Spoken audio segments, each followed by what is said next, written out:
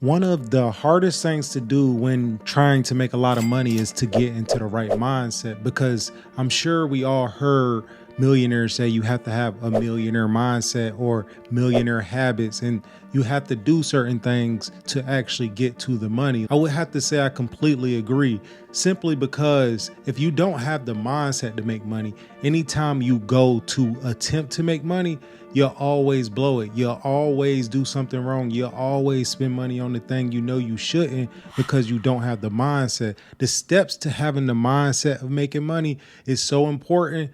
And so I want to walk through a few ways I would go about switching my mindset to more so a money mindset rather than average consumer mindset.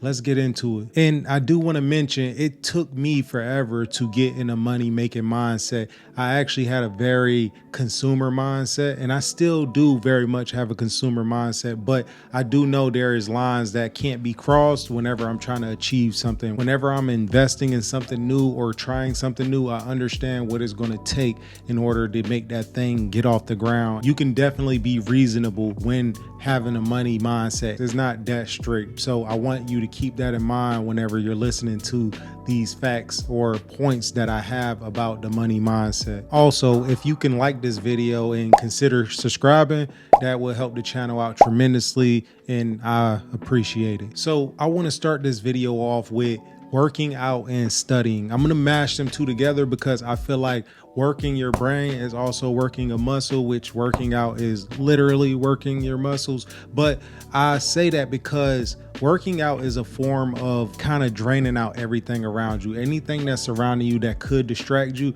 When working out, you feel you are bettering yourself. And also when working out, typically your adrenaline is rushing, which kind of gives you ideas. It definitely gives me ideas, and this may not work for certain people, but for me, whenever I go to work out or do stuff that stimulate my body, it makes me feel like, okay, what else do I have to do? What can I do?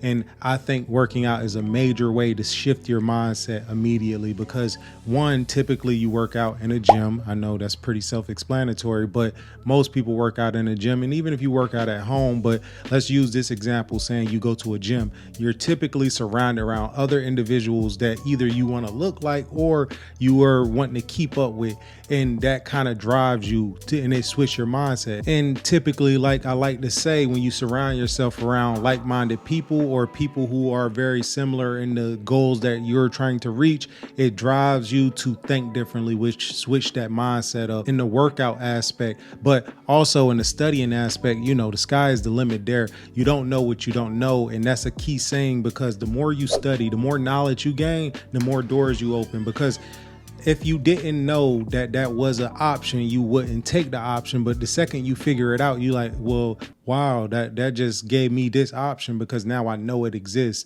And that was one of the things that really opened up my mindset. Studying new things, learning new things is like, oh wait, I actually can do this. I didn't know I can. I didn't know I even had that option. I didn't know I was in a position to do that. Or even when you start to make more money, you don't know what you can invest in. You're not aware. Nobody really teaches you how to invest your money and invest it properly. So the best route to take is actually to study, understand what you are capable of and what kind of risk you're willing to take financially. So working out and studying is always an easy way to switch up your mindset. But another way to switch up your mindset, and this worked for me all the time, but investing in myself. And when I say this, I mean basically putting money up front. So let's just use a little example. Say you have $5,000, but there was an opportunity that cost you $3,000. And yes, you can invest the $3,000, but by investing in yourself, you are running a risk to lose that $3,000 and possibly not make it back. But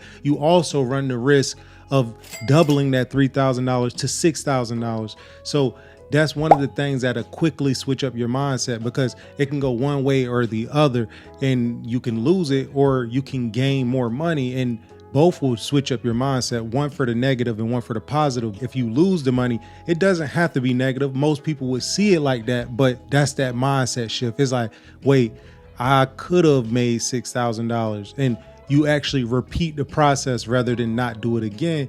But then you could have made the $6,000 and your mindset is just going to get that dopamine hit to remind you, okay, wait, I could make this into $12,000. And the cycle goes on. And following up with investing in yourself, you want to fail. And I know that came off kind of strong, but failing is one of the quickest mindset shifts because it's going to let you know whether you're built for this or not. But see, failing is a whole different ball game, because when you fail, typically, if you're trying to switch your mindset, you will want to know why you fail. And that is what's going to switch your mindset. Like, what did I do wrong? How can I fix it? Where can I improve? And you ask yourself all these questions simply because that's that mindset shift. It's like, okay, yes, I failed, and yes, it don't feel good, because failing isn't something that's supposed to feel good. It's supposed to be something that, okay, I'm okay. I'm gonna be all right. Let me figure out what I did wrong and do better and embrace that. But if you can't embrace it, typically people quit whenever they fail, and that'll let you know, okay, this is not quite for me.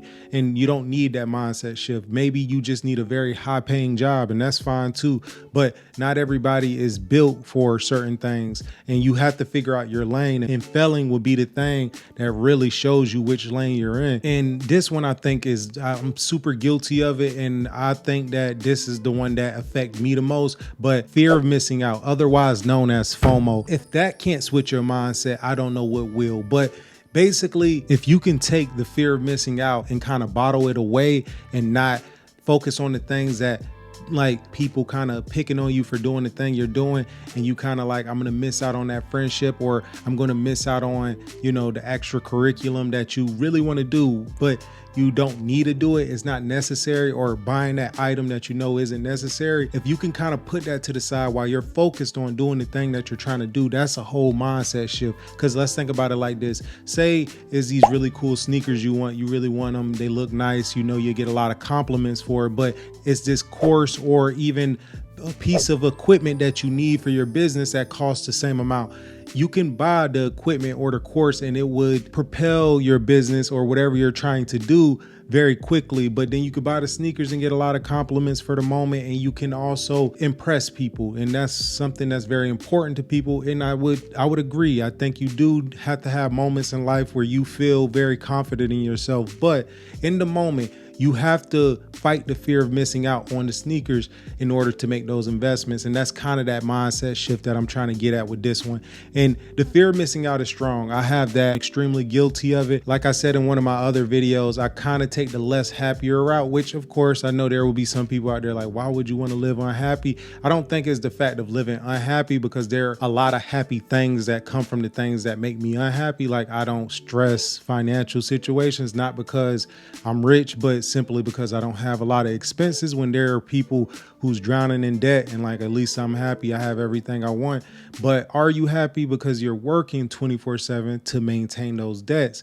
And that's a part of the fear of missing out. You fear of missing out of things that don't really bring you value, or liabilities and not assets. So you really have to fight that urge and keep your mindset strong. And that's a part of that mindset shift. If you can fight it off for a little while until you get in a position to where you truly can afford it and you don't have to go into debt for it, you'll be way better off. And that's just a few ways to change your mindset from a regular consumer to a money mindset. And having a money mindset doesn't necessarily mean everything you do will be transactional, you need it to make money. It just means that you make the wisest decision for the moment. It's something that nobody can get right. Nobody can tell you perfectly how to do it, because it really depends on you as an individual. But with that being said, I'll see y'all on the next one.